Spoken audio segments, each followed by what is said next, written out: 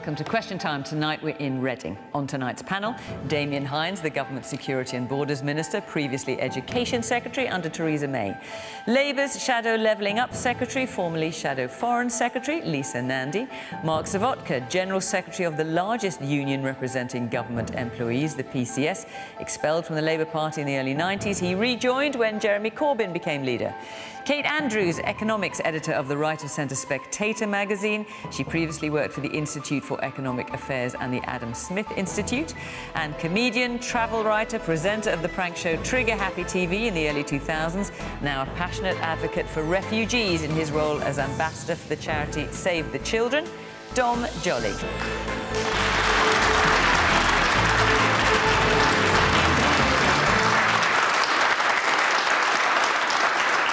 Good evening. Welcome to my panel. Welcome to the audience here in Reading, and of course, welcome to you at home. Do join in the conversation the usual way on social media at BBC Question Time. Let's hear what you've got to say. So, our first question tonight is from Louise Pegley.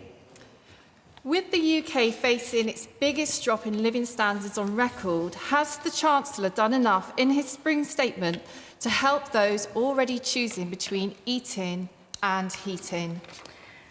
Lisa Nandy. No, he hasn't. But, I mean, I think, you know, even by the standards of this government, I was shocked yesterday to see so little help on offer. I've got families in my constituency at the moment who are living on cold boxes from our local food bank. Both parents are in work. It's not just that they can't afford the food, they now can't afford the gas or the electricity or the microwave bill to actually heat that food up. And what we got from the Chancellor yesterday in the face of what is now a crisis for families and businesses across this country was a few pounds back from the soaring petrol prices that we've had and a promise of tax cuts when actually he's putting our taxes up, and he's going to put our taxes up again in just a few weeks' time. The only other measure on offer that I could see was that they're cutting VAT on solar panels. I mean, I'm not joking. If he thinks that families across this country are currently debating whether to install solar panels on their houses, then he really is more out of touch than we think. And at a time when the boss of BP has said that they've got more cash than they know what to do with, when they've recorded profits of 10 billion in the last year, how can it possibly be that we have a Chancellor that has chosen to protect their profits over families who are struggling to keep their heads above water? There are lots of things in this country that people can't afford right now. It is a perfect storm: childcare, mortgage costs, transport and energy. But I think what we learnt yesterday is the thing that people most can't afford now is their Tory government. Damian.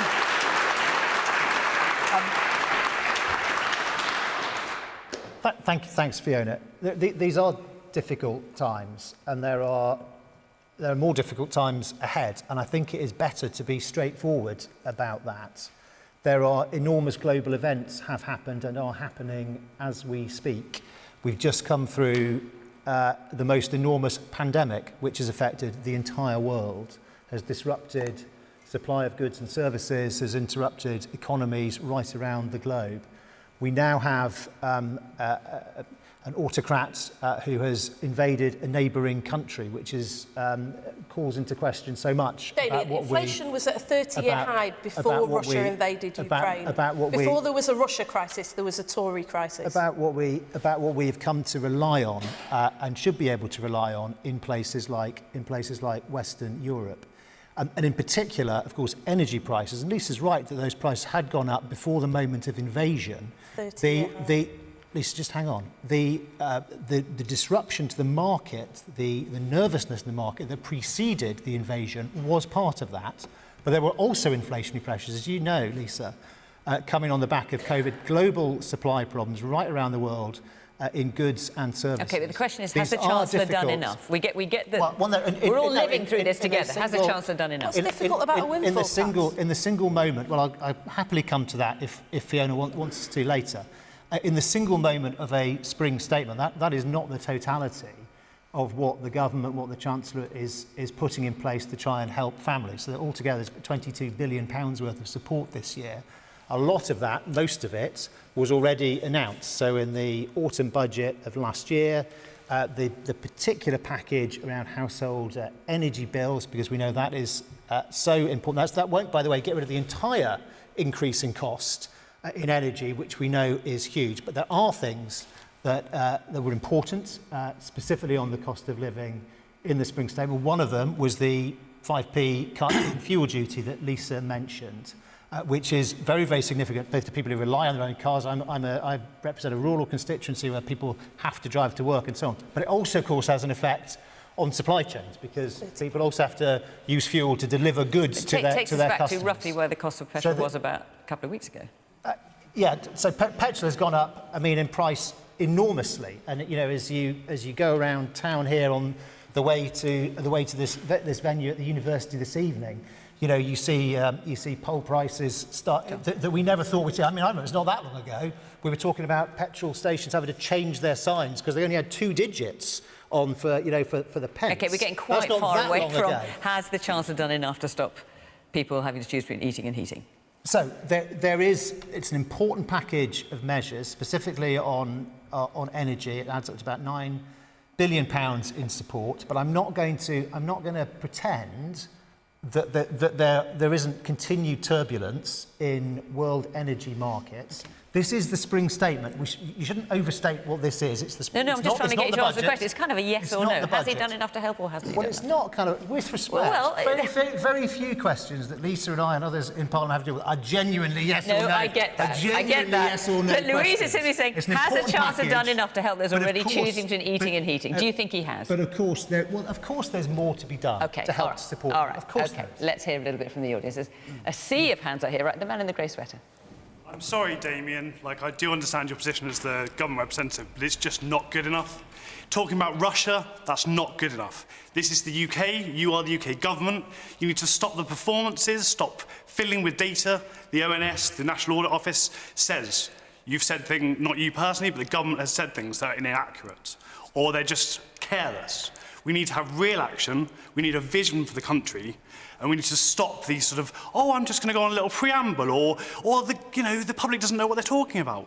It's time for action, and just take people straight and don't take people for fools. Let's just get absolutely clear and get away from the performances. Rishi Sunak, I actually quite respect him generally, but that was an Oscar-winning performance in deflection, and it is disgusting and frankly an outrage. And I need you to go back to him and say that is not good enough, and the public will not accept that. Well, with respect, I was trying directly not to sugar the picture or to say no responsibility. I was trying deliberately not to do that. There is a very difficult situation. Government, you rely on your government to do what it can to help our economy, to help to protect the families in this country from that impact. And I absolutely accept that as government, that is our responsibility. I do also just need to be honest, though, and say no government can protect us all from every single external shock that gets thrown at an economy, like, for example, the effect of COVID. Where's the vision? Where's the plan? I don't want to hear, this is the situation. What is the plan? And what's your vision long term? Okay. Not next week, the long-term vision. I tell you, I'm going to come back. No, I'm going to come back to you, but there's a lot of people who want to get their hands up, and I want to hear from some more people. Yes, the man back there with the dark blue sweater at the very back. Right. The Conservative solution isn't great, but what would Labour do instead that would be better? We would introduce a windfall tax on the big oil and gas producers' profits, which would knock £200 off everybody's energy bills and more for those who need it, up to £600. And we would scrap the rise in national insurance contributions, which is about to hit families who are already struggling to stay afloat in just a few weeks' time. We need to take action now. A long-term plan would safeguard our energy security. We've had 12 years of degrading our gas storage, slashing solar tariffs, blocking onshore wind. We need to safeguard our energy supplies, have homegrown energy at affordable prices for people, a long-term plan and a long-term vision. But what we must do right now is get help to people who need it, because people will go under and they will not recover.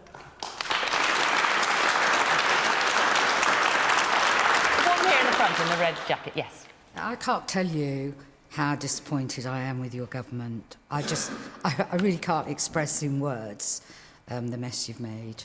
I sat through the pandemic and I watched money being hemorrhaged away, money that we could well do with now. I think you're out of touch. You're dealing in millions and millions and trillions of pounds. You know the cost of everything and the value of nothing. We're up to there in debt, wishing we were taller. I don't know what to say to you other than just a lot of you just go. Just go. And this is from someone that voted for you. What a disappointment you are. Sorry.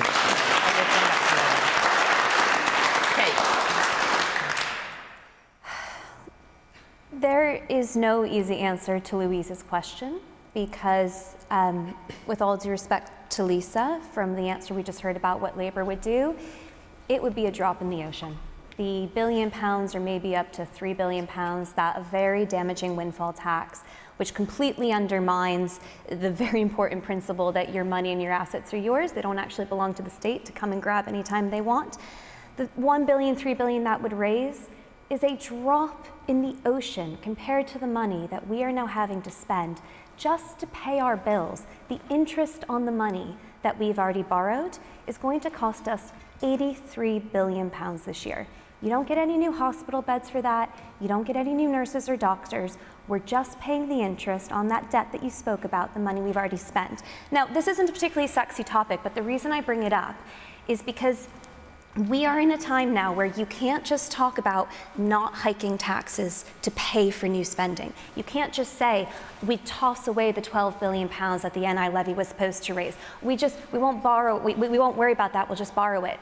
We are not in a position to borrow much more money without a real crisis on our hands. We are paying more on that debt interest than we are on our whole defense budget. So when I look at what the Chancellor's done in his last budget and his spring statement, where he increased the universal credit taper, where he brought in a £9 billion support package to help people with the next energy price cap lift, where he's now dropped 5p on fuel duty, where he's lifted the NI threshold a record level of nearly £3,000. Is it enough? No, these are about to be extremely painful times. There are huge economic consequences for turning the world's economies off and on again for 2 years. Huge supply side crunches, huge labor crunches. Now Russia is invading Ukraine, and rightfully we have implemented economic sanctions to stand in solidarity with Ukraine, but there is an economic price to all of that. It's going to hurt. And I was pleased to see at least that the Chancellor is trying to address those at the bottom, those who are on low pay the most.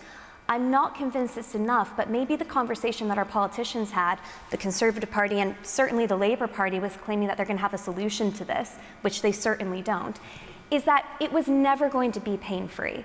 I think furlough and other policies during the pandemic gave us this idea that we could get out of this pain-free, and we were never going to do that. And now, sadly, but truly, we are starting to deal with the economic consequences of that. And I see the spring statement as one in which the Chancellor is trying to shield those at the bottom as much as he can, but be very aware the financial burden is going to fall on everybody's shoulders, and it's going to fall hard. Woman back there in the glasses. Yes, the woman in the glasses. I work for, well, I run a Citizens Advice, and whilst I hear what you're saying, and I know that makes a lot of sense, my volunteers are looking at a year of people coming to them and they're not going to be able to help them. Our role is to support people and give them tools to manage their money. And as Martin Lewis said this week, that there are no tools left. We could be doing something about the local housing allowance and making rent more affordable. The household support fund should have been targeted better. It's being used differently across the country, and you have to be referred in or know about it.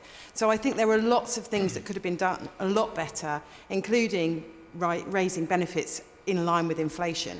So can I jump in really quickly? Very briefly, because I need to get around the rest of the panel. Yes, I agree. We can find deficiencies, and there are much better things we could be spending money on, but that is a difficult question of trade-offs, and politicians don't like to talk about that. I think there's a strong argument now that we scrap those social care plans completely because, frankly, they don't improve care, they just protect the assets of the rich, and we redistribute those billions of pounds to those at the lowest end of the spectrum. But then we have to talk about trade-offs and prioritizing spending, and unfortunately nobody wants to do that. Man in the middle there in the blue jacket, white shirt. I can't feel, I can only feel about the big businesses that are just chuckling in the wings. They've got these billions of pounds. I'm not saying tax is a fair way. we think the government's just a limitless bank that just keeps bailing us out as individuals. They should be giving us solar panels to reduce our bills. They're just laughing. They're sitting on these billions of cash. Give us solar panels to reduce our bills. Don't just give us a one-off handback.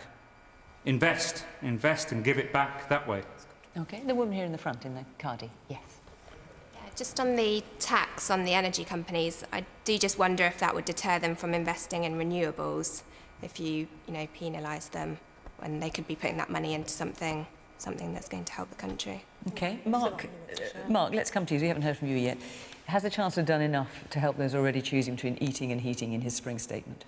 No, and to be clear, it's the most miserable, disgraceful response to a national crisis of poverty, of wages, of fuel poverty, of food bank poverty that is imaginable. Not only did he not do enough, the little he did disproportionately benefits those who are better off, and the proof of the pudding is what the woman said there. We have benefits in this country which, compared to European competitors, are already at an extremely low level, going up 3% when inflation is currently running between 6 and 8%. So anyone unfortunate enough to be on benefits, including the 5 million working poor, 40% of the people Damian employs, by the way, in the civil service, my union, who have to claim universal credit because their wages are so low, are suffering unimaginably. And it isn't because of the Ukraine crisis. Yes, that's playing a part. But in the last 10 years in this country, wage growth has been the lowest since the Napoleonic period. So we've had 10 years of problems, and now it is dramatically worse. And the question we have to ask is, what could he have done? Well, let's have a look at some examples. Yes, there should be a windfall tax. Any money out of the energy company shouldn't be going in shareholders' pockets. It should be going for the poor. The people who ring and contact me, who are in tears because they can't put the heating on, they cannot feed their kids, and they despair about the future. What the Spanish government did was put a windfall tax on. What the French government did, because their energy company EDF is state-owned, they forced EDF to take an £8.4 billion hit that then limited electricity rises to 12% and gas rises to 4%. Our Chancellor gives people a £200 loan. When energy bills are going up £700, they'll go up another £800 in the autumn, and he says he wants it back.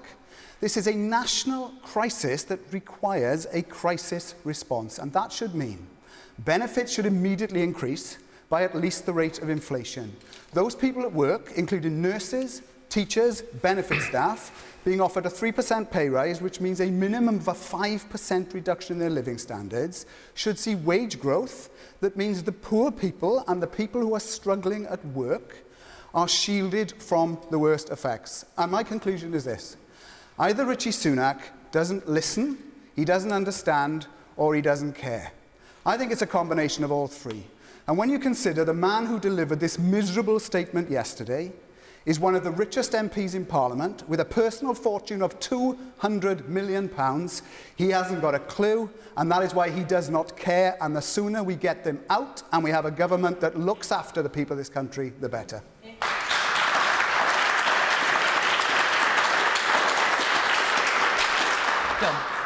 Well, my short answer to Louise's question is no, again. I think the problem is just a lack of trust in this government anymore. Completely, everyone I speak to, they're just out of touch. And I think that what's weird about Rishi Sunak is he was the sort of hero of furlough, and he was the guy doing incredibly well. And today, in the last couple of days, he seems to be wandering around committing harikiri, really. I mean, very slowly. The stuff he was doing yesterday, I mean, this is a man that wasted 11.8 billion on COVID fraud, not getting any of that money back. And then on top of that, those patronising photo ops yesterday where he had to borrow someone's Kia Rio, because obviously he doesn't drive that, so that he could pretend to fill up, and it was actually owned by someone at a Sainsbury's. He didn't appear to know how to use a cash machine. I mean, honestly, he looked like an alien, and the fact that this guy is richer than the Queen, I think it's symptomatic of what's gone wrong with this government. It is one rule for them and a rule for the rest of us. They're out of touch, and it's time they got out.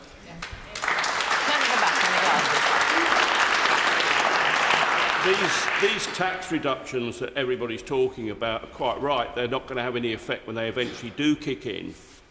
They talk about the fact that increases in salaries and payments for people that are working will, in line with inflation, will help. Unfortunately, pensioners, the triple lock has been kicked into touch, whereas that would have been a benefit for the first time. It's done away. They've now also got this cap on fuel, which is no longer a cap, it's just exploded. How can you have faith in a government that doesn't honour its mandates, let alone its promises? OK, let's hear from the man there in the dark jacket and the pink shirt. Hi, question for Damian. Do you think that it was a coincidence that the proposed 1% reduction in 2023 in the basic rate of income tax 2024 will actually happen just before a general election? And are the Tories really still a party of low taxation? Right, well, Damian, why don't you answer that, and also the woman here in the front who's expressed her profound disappointment, because I saw you flinch at that, and I'm sure you want to reply. Of course they will. So first of all, we don't know when the general election is going to be. General election might be in 2024, but it might not be. It might be before that. We don't have a fixed But you just end happen to have some tax cuts kicking in a month before it might happen. Look, I do want to address the point the lady made and some other points that came up. Forgive me, Lisa. So look, it is incredibly important that we pay extra attention always to those who have the least when difficult times come along. It is very important that tax systems are progressive. And actually, if you look at what was done in the spring statement, contrary to what Mark has just said, actually it is progressive. So things like the national insurance changes, as well as, of course, the help with energy bills, they absolutely are designed to target those who have the least. And to the lady from Citizen Advice who was up there speaking a moment ago, of course, the Household Support Fund is precisely there to help those who may otherwise get overlooked. It's there for local authorities who know their areas best to be able to administer. A couple of other things that are really important to say as well. I think Kate mentioned this earlier. I mean, we've just made an enormous reform to universal credit. Bringing the taper rate down by 8 percentage points is an enormous investment in that system. Brings it right back to the original design as envisaged before the effects of the crash of 2007-8. £20 a week off everyone in September. And the single most important thing for our economy, and especially for those families, those households that have the least, is jobs. And you know, go back. People in work that are using food banks under your watch. Lisa, how can you sit there and say that when you're looking into the audience and you're seeing people who are struggling to keep their heads above water? Not a single word of what you've just said is true. And you could have started to fix it yesterday. And I take what Kate said about dropping the ocean, but seriously, every pound at the moment matters to a lot of people in this country. So when we say we'll knock £600 off people's energy bills by taxing the profits of the big oil and gas producers, that doesn't matter. You should have done it yesterday. Forgive me. First of all, Lisa, every word I said was true. And secondly, I was only part way through saying political broadcast. I was talking, we're not talking about politics tonight. OK, but let's get to the end of this and not take too long about it, Damian, if that's all right. Okay, is he not holding back something for the election, then? It's really difficult if I don't get to do a whole go sentence. on, crack on. So if you remember back to the peak of COVID, people were projecting that unemployment was going to peak at 10 or 12%. Because of the strong action this government took, and yes, to the lady in the front, yes, this has increased our debt to pay for furlough, to pay for the business support schemes. But because of that, people are now back in work. Unemployment did not peak at 10 or 12%, it peaked at 5.2%, and right now it's at 3.9%. And that actually is the single most important factor by quite some way in supporting the incomes of households who have the least. OK. Do you know what? Sorry? And seeing how many units are closed, retail units. I'm a hairstylist and I have a business. So, you know, any of the ladies here, shall I go and spend 120 quid on my highlights this week, or shall I feed my kids? So, meanwhile, what do people who own businesses do to earn them? The knock-on effect is this. It's just unthinkable. We're on the floor. We've got nothing. We're going back to the 1920s, to when people like my father, who worked in the coal mines in South Wales, had nothing. And I mean nothing. The thought of little children going out to school with empty bellies in the morning, it's unthinkable. I'm a 70-year-old woman and I'm still working. I've been widowed within the last 3 months. How do I cope? Well, it doesn't matter because I'm 70. As far as I'm concerned, I've had a good life. But there's little children with nothing in their stomachs. That is unthinkable in 2022. Little children going hungry. Think about that. Damian, you've spoken a lot. I'm going to move on. But I think we've heard you say, and can I just say my condolences as well, because that's a very recent bereavement. Thank you for coming to the programme. It's fine. It was to make a point.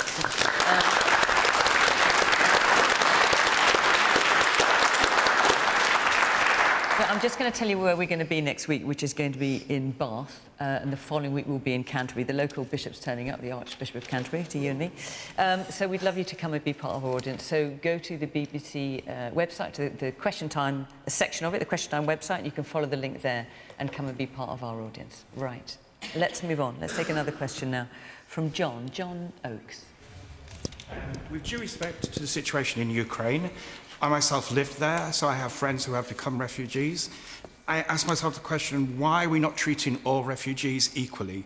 Yeah. I also have friends who are from Iraq, I have friends from Afghanistan, I have friends from Yemen. Why can I only sponsor the ones from Ukraine and not the others? Good point. John, do you want to kick this off?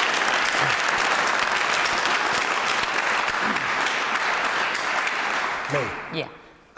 Well, I couldn't agree more. I just think it's astonishing on every level. Firstly, this government seems to have been, well, its supporters mainly, had a very anti-refugee, anti-immigrant feeling, and so I think they feed off that. They think that's the way to go, and suddenly they've been incredibly confused by the fact that people seem to be incredibly sympathetic towards Ukrainian refugees, and I cannot for the life of me see what the difference is between Ukrainian refugees and Syrians and Afghans. Well, actually I can, and I think that's one of the reasons, for instance, that there were no visa offices set up at Calais, because they didn't want the wrong sort of refugee or immigrant turning up. It's astonishing. I just read just now, before I came on, that the second policy they have, not the one where you can apply for a visa if you've got a family, but the one, I think it's called Visas for Ukraine. Homes for Ukraine. I don't think a single visa has been granted yet, not one visa for that. And one of the reasons for that is the ludicrous amount of complications it takes when you are fleeing and you've left your country, having to upload stuff, get, the things. And why are we the only country asking people to have visas? There was this ridiculous excuse that somehow some of these people might be spies or they might be secret agents coming to do that. Well, that doesn't seem to affect any other country. So why are we so special? I mean, it's absolutely, I think it's disgusting the way we treat it. I really do.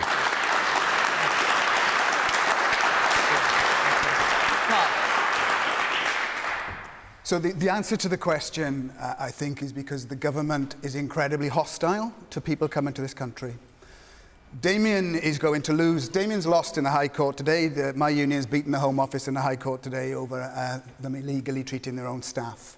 But we're taking Damian to the High Court in May because we are trying to get the High Court to say it is illegal what Damian and Priti Patel are trying to do, which is to get Border Force staff to turn people around in the Channel at risk of death because they want to keep them out at all costs. We will win that case.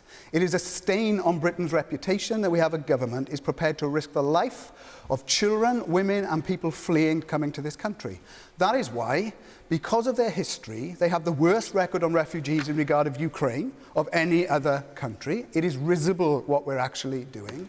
And it is also why, even though they tell us that they care about the people of Ukraine, that they can't bring themselves to do what I would do, which is care about the people of Yemen, Iraq, Afghanistan, of Africa, of people who are fleeing wars, famine and poverty, that we, as a wealthy Western country, should be welcoming and giving sanctuary to.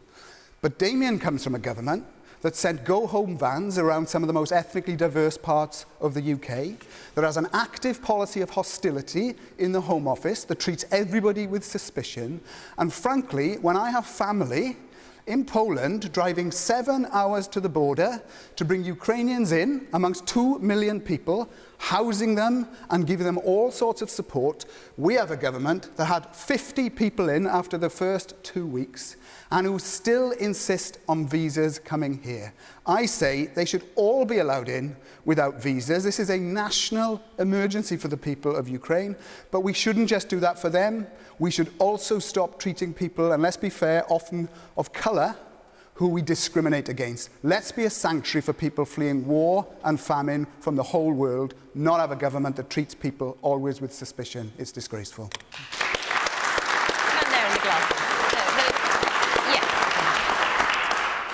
I agree with everything that's been said. Thank you so much. And I agree with the question. But notwithstanding that, I think it's really important that we use this wave of passion and love for fellow human beings and turn that into an appreciation that it's the same love we need to feel, whether the people are from Ukraine or anywhere else in the world. So thank you very much. Let's use this passion and this love for humanity rather than strangle it by saying, why aren't we looking at other people? That's what we need to be doing now, I think. But thank you. It's such an important discussion we're having. Okay, and the man behind you in the glasses. I have to say, I don't understand why it's quite so difficult. We seem to have this issue that we think that by the time people have made it to the channel, something bad might have happened to them, or bad people might have crept in amongst them. I mean, frankly, if the Russians want to get spies into this country, they're quite capable of doing it. Why haven't we moved our border to the Ukrainian border? There are millions of people flooding across into Poland. Why don't we send blinking great buses out there, have our people get them on the buses there? If we're worried that the journey to Calais is the problem, well, let us bring them from Calais to here. I just don't understand why it's so difficult to actually help people. Do you think the government's misjudged the mood here, Damian? No, I mean, I think everybody on this panel, everybody at home, everybody here in the audience this evening recognises that there is the most enormous humanitarian emergency going on. We are a warm-hearted, kind-hearted nation, and we must do not only our share, but we will want to do more than our share. And actually, can you let us know? And to protect people who have been caught up in this most appalling humanitarian situation. And well, we are, and I'll happily come on to talk about some of that. I just wondered if, because I was trying to find out actually under the Homes for Ukraine scheme how many people had actually got visas now, but I couldn't manage to find any information. I'm sure you're Borders Minister, you must know. No, so the reason why you haven't been able to find out, the reason why Dom said it was none, which it isn't, is because there is not yet a report that has come out about it, but there will be soon. Right. What I can tell you, hang on, that's on that particular scheme. What I can tell you is that on the family scheme, we know that many thousands have already been, visas have been issued. We know that many families in this country have expressed an interest in joining the community resettlement scheme. I know that thousands of applications are being processed every day. Well, finally, but why was it so slow at the beginning? Well, hang on, that's a different point to the one you were making a moment ago. Well, I've got several. Good, fine. So I'm happy to deal with any of them. So the person who said, why can't people come here and then we do the process? Well, that does now happen. You can do the biometric taking and so on here in this country, in 37 centres across the country. That is the right approach. Jonathan, just give me a sec, sir. John also asked the question, why can't we do this resettlement community sponsorship scheme for other people? Well, the truth is, it does exist. It already existed, but on as Don will know from his work with Save the Children and others, but on a relatively small scale. The point with this Homes for Ukraine scheme is that it takes everything that's been learned and developed from that existing community sponsorship scheme and is now going to do it on a much, much bigger scale for the people of Ukraine. Why are you making it so difficult, though? If I lived in France and I wanted to drive a bus to the Ukrainian border and bring people back to move into people's homes who are willing to give them a home, you're spot on. We are a very big-hearted country. But the thing that's stopping us being big-hearted is the government bureaucracy. Exactly. No, yes. No, there is no. Yes. No, there is no bureaucracy that is going to There is. They need visas. That is going to stop this happening. That's going to stop this happening.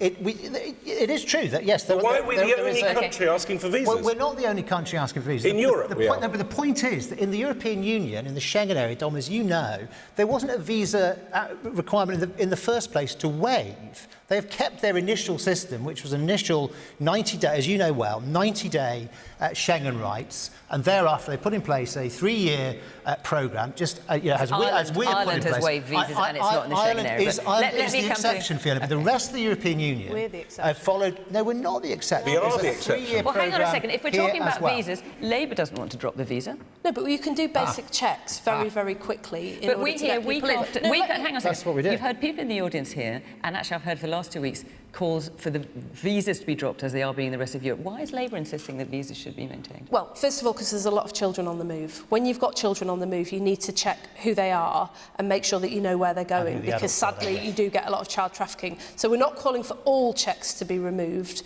because it matters, but you could do this within minutes if you wanted to, if you had the will to do it. The armed forces offered to come forward and help, but the government has just squandered that request. What they're asking people to do at the moment is they're asking people to fill in a 50-page form online. It's an people insane who fled form. Vladimir Putin and Russian aggression, often with their kids or elderly, fled across the border, find an internet cafe, fill in a 50-page form, upload documents that prove who you are, mortgage documents, water bills. I don't know about you, utility but if I was fleeing Russian aggression, I would not go searching for my mortgage documents before I left. And today we found out that there is a pregnant woman who is currently waiting for a visa for her unborn child before she's going to be allowed entry into Britain. And even if you manage to get a visa, and Damian couldn't tell us if anybody has, even if you manage to do that, what you've got to do next is to get onto social media, onto Instagram or Facebook, and advertise yourself to a British family in the hope that somebody will pick you up. This is a complete and utter abdication of responsibility. And you know what, Damian? I used to think that, because I worked with refugee children before I came into Parliament, and I used to think that governments just get themselves into a mindset where perhaps they think the public doesn't want to be generous to people who are fleeing persecution. But you had 150,000 families, British families, sign up to host a Ukrainian refugee within hours of that scheme going live. And as far as we know, not a single one has been matched. You cannot possibly think that the British public are not generous, because people have demonstrated that they are. We are a better country than the government we have, and it's about time you stepped up, got out of the way, sorted out the excessive bureaucracy and got people to safety. All right, Damian, you want to respond? I'm just going to come around here with this first. Someone here in the front in the blue jacket. Yes, you. I echo what was said back there. We are a warm, welcoming nation, but our government does not reflect that to the rest of the world.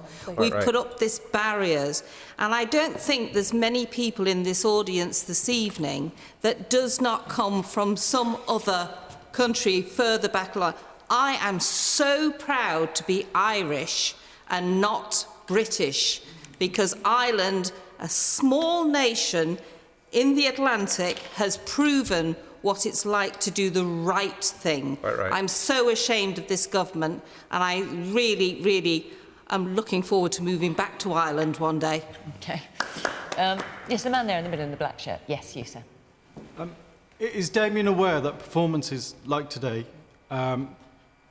is the very reason why the public have no trust and no confidence whatsoever in this government to deal with the crisis that we're dealing domestically and internationally? OK. That man in the glasses there, yes. It's not going well. My father is Syrian, and there's definitely a discrimination against the Syrians when you compare with the Ukrainians. He can't get a visa to come and visit he has 4 British children who live in the UK, and he can't get a visa to come and visit. We're not asking to be a refugee, just a visit, for 2 weeks visit. And why can't he, out of interest? He applied. He can. There's a ban on Syrian visas, even visitor visa for Syrian, in case they would not go back, or in case he would rip the passport and stay in the UK. He does not want to be in the UK for more than 2 weeks to see his grandchildren that he never met. There is definitely discrimination. But what do you expect from the Conservatives other than that? Kate.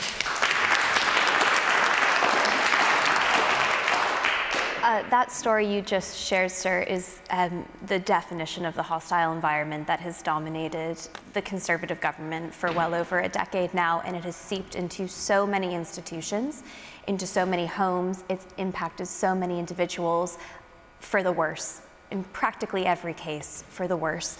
And it's despicable. I think it's a real shame that the government doesn't have the figures on the applications for visas so far. The Spectator Data Hub does.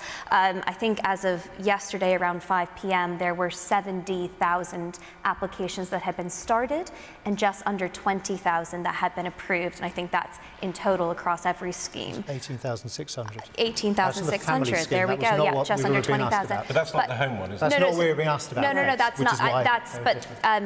Those are the official figures as of right now. I'm afraid that 18,600 is not good enough. And whilst I think that this is solely the responsibility right now of the Conservative Party, I don't want to let Labour off the hook. I think you need to be putting on far more pressure to remove all of the bureaucracy. If you have a Ukrainian passport right now, that should be proof that you are a refugee. We've seen the videos, we've seen the shelling, we've seen people's lives destroyed. You don't need to fill out a visa, you don't need to prove anything. You should be able to get on a train or a plane and enter this country with this passport. And I appreciate the safeguarding of children, but I would prefer that we get them here and then we go through the paperwork so that they're safe in the UK, not constantly having to wait somewhere else and travel. Unfortunately, a lot of them don't have passports. That's the problem. And in that situation, we should be within minutes, we should be dedicating resources to this and making sure that we can do what we can to identify them. But Labour's not dropping. Labour isn't dropping the visas. No, but hang on. We're asking for an emergency visa, which is basic biometric checks that can be done within minutes. Why does Labour want to keep the UK separate from the rest of Europe on this? Why does Labour want more bureaucracy than Germany or France or anybody else is asking for? I think it's still not good enough. Kids safe. I spent 10 years working with children who've been trafficked, and we do want to keep children safe. Would you remove visas for adults? Would Labour remove visas for adults then? And if any adult with a Ukrainian passport... Any checks at all? If you have a Ukrainian passport, as an adult, she'd be able to board the train from Calais to London right now, no visa, no questions asked. I mean, that's pretty much the emergency visa system. No, I'm really sorry, it's not. Hold on. Lisa, I was in Calais a few weeks ago, and there are adults there, grown adults with Ukrainian passports who are waiting weeks for their visa application. Absolutely. But I ask again, would you let them get on the train with their passport? Sure. No, we would ask for basic biometric checks. So you want to? We would, but that's would you drop the visa? We would replace it with an emergency visa that gets you moving. Okay, so you keep the visa, right? The reason this scheme is chaos is because the government is modelling it. But that was a question to Labour in fairness. Where people had months. Hang on. There is a difference. Stop. There is absolutely just a minute. Difference. I just want to say there's been a lot of criticism of the government. What? And I want to give Damian a chance to come back at it. And I just want to point out to you, Damian, because you're getting quite a hostile reception. More people in this audience voted Conservative than for any other single party. Just in case you feel that might not be the case, would you like to answer some of the points made here? You think it's funny? No, I was just joining in conversation around the table, sir. I take these things, of course, very seriously about politics, as we all do. Look, to respond to the various points that have been made, is 18,600 visas processed enough? No. And that's why it's going to carry on growing, because we want to come to help as many people as is possible. By the way, not everybody wants to come to this country. I get that. Or but to when you Germany see this response France. here, do you go back and think, yeah, we've got that about right? Or do you think maybe we need to Surely don't need a adjust our policies? 50-page form. Well, hang on. I'm being asked slightly different questions. You mean, am I worried about how this audience perceives the government? Of course, I take very seriously the way this audience perceives the government and perceives me and perceives my colleagues in Parliament. Of course, that's what we do as politicians. We face the public. Sometimes it's uncomfortable to hear, but it's very important that we do. OK, I'm going to take it. Actually, I'm going to take another question, simply because we've got so many questions at us, if I don't move on, we won't get any of them in, so forgive me. Let's hear from Sia Israel.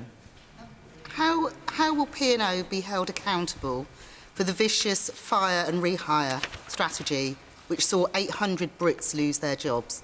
And will the law be changed to stop this happening again?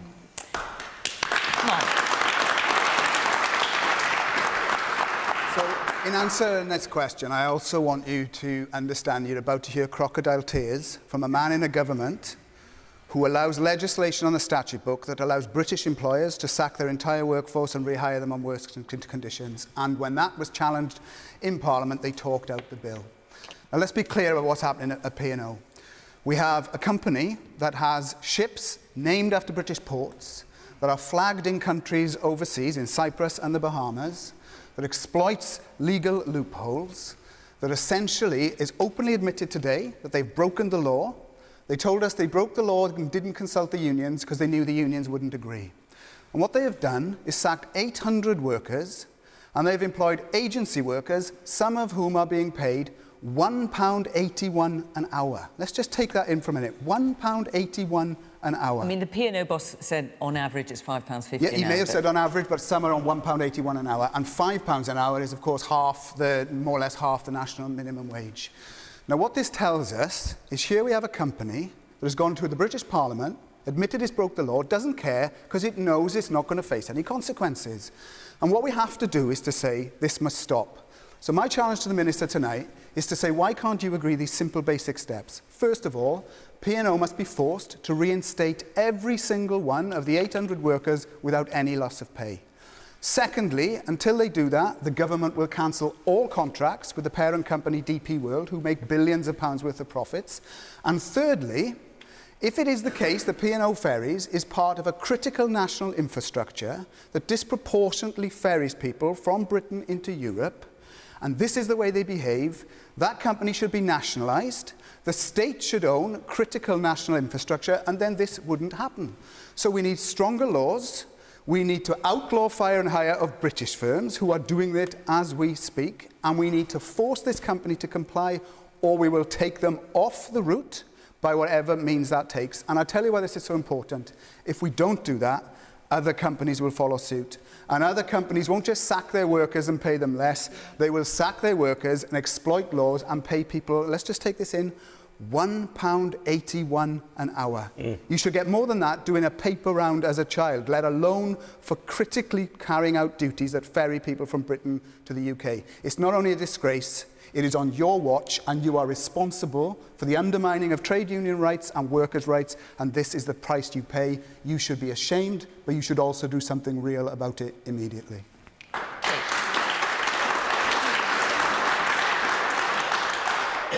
P&O's behaviour was despicable, and it's been called out very quickly as despicable.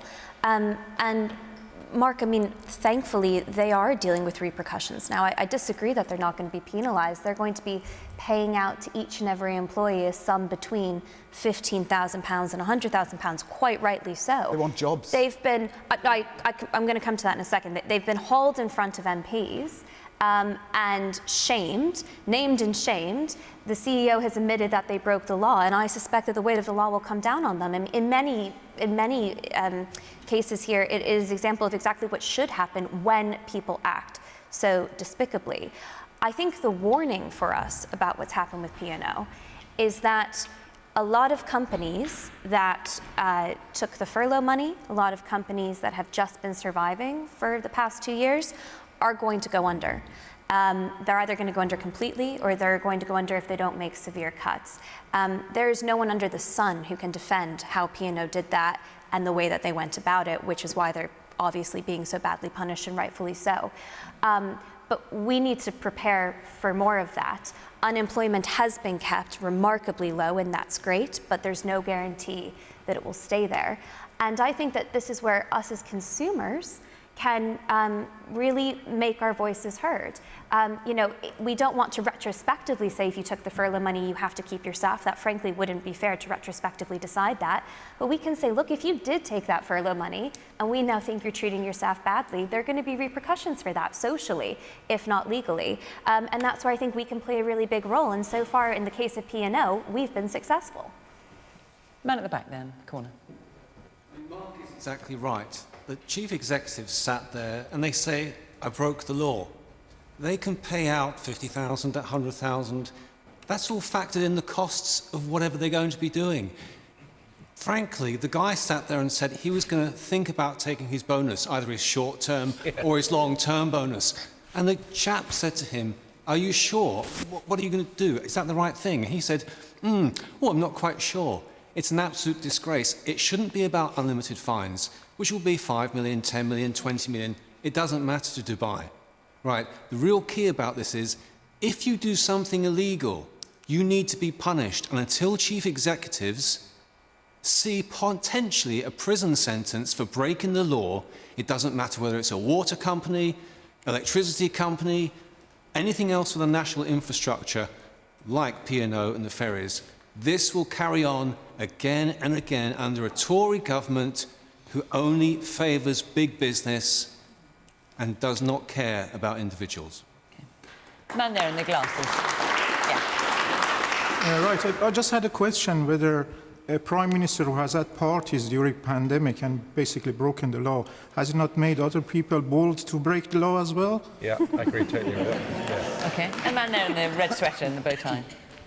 As a former P&O customer, I wonder where else they're cutting costs. I remember the Herald of Free Enterprise and how important good crewing and everything else, good maintenance, is on ferries. So where else are they cutting money? It's not a good business. So, Dame, the question is, how will P&O be held accountable? We heard the Chief Executive say, admitting, you know, he broke the law and knew he'd broken the law. Will the law be changed to stop it happening again? Yes, I mean, if needed. I mean, I think everything's going to be, everything can be looked at. I mean, this has been an appalling way to deal with people, clearly. Anybody, let alone people who've been loyal colleagues, members of your workforce for, in some cases, many years. There's a legal side to that, but there's also just a basic human decency side to it, and this fails on both counts. So in terms of will there be consequences, yes, there will be consequences. The government's in contact with the Insolvency Service to work to go through the exact legal implications. I think when the Chief Exec was in Parliament today, he was talking about one particular part of law. I think we need to look at all the different potential aspects of law. And look, it is absolutely right that for seafarers in particular, there needs particular attention to their rights, because sometimes they are different, because we only have jurisdiction, obviously, with the UK and UK waters. But we need to think about how we can increase those rights and protections. And as the Prime Minister has said, we want to go further and make sure we do what we can. Okay. The woman there in the glasses. I work in the tourism industry, so I know firsthand of how much of a hit it's taken by the pandemic, and it's got a long way to go to recover. The 800 people that were wrongly made redundant in the last week, their skill set is probably quite specific to the cruising industry, and they're probably not going to get a similar role soon. There's 800 people out of work. What are they meant to do? Sure. And the man here in the middle in the blue shirt. Oh, hi. Yeah, on Monday night, there was a vote in the House of Commons on this whole sort of area, P&O, fire hire, rehire. As far as I'm aware, the Tories abstained. 100%. Do you want me to respond to that? Why is that? Briefly, because then I want to come on. So there was a fire and rehire there was some relationship between two things, but it's not. I don't think Mark was intending to say this was the same thing. It's not. But it's disgraceful. Yes, but it's disgraceful. Do you just want to briefly explain the difference? The gentleman was I think suggesting it might have been the two things together. That's a different matter. There were opposition day debates in Parliament the whole time. It's not a legislative debate. It's not that you're going to change the law as a result of what happens. The important thing in this case, is the action that happens, and in the particular case of this company, that's about examining what legal routes there might be. But there are also, as I was suggesting earlier, there are also wider questions that we need to look at how we can put in better protections for the future. Lisa. I mean, I just hear a government that's going to let them get away with it. This is a company that tore up the law to sack 800 workers. They had advance warning of the fact that it was happening and they didn't lift a finger to stop it. They waited until it was in the public domain and then wrote a strongly worded letter to the wrong person, as it turned out. Yesterday, the Prime Minister, when he was challenged in the House of Commons, said that he would take legal action. This morning, the Attorney General suggested that possibly they couldn't, and the reason that they couldn't is because Chris Grayling, remember him, watered down the law, so it may not actually be possible for rights to be upheld. I agree with Mark. I think there are very clear things that we should do. Straight away, suspend the government contracts with DP World. They cannot be allowed to get away with it. This company was appointed by Liz Truss as a government advisor on trade and remains, to this minute, a government advisor on trade. Damian, for goodness sake, that has got to stop. And that vote that we brought in the House of Commons on Monday about banning fire and rehire, it matters to the P&O workers, and I don't accept for a moment that you couldn't have supported that. It may not be a legislative device, but it's a statement of intent that sends a message to companies like P&O Ferries that they will not get away with it. And 1 in 10 workers has been threatened with fire and rehire practices and made to reapply for their job on worse terms since the pandemic started. There are lots of companies, including lots of ferry companies, who have hit similar difficulties and have not engaged in these practices. What we're doing is pulling out the rug from under good businesses that look after their workforce in favour of those who treat people scandalously. And this really matters, Damian, because we are human beings who have a contribution to make. We are not expenses to be discarded like numbers on a balance sheet when we're deemed too expensive. And your government ought to back its people, not stand with the people who are exploiting them. We've only got a couple of minutes and Dom has not yet answered. I've got to let Dom answer. Dom, off you go. Hang on, Kate, wait one second. I've got to let Dom answer. He hasn't spoken yet. I think the gentleman that was going on about Partygate or whatever, and just the whole ethos that this government has is part of the problem. It's just the fact that people are collateral, different rules for different folks. I mean, but this is a decision by P&O, it's not a decision by the government. Yes, but I think it's a climate, I think, that has been set up by this government, whereby I think they are going to get off with it. I think the whole thing is absolutely ludicrous. I really want to point out a disconnect. I think what P&O has done is horrific.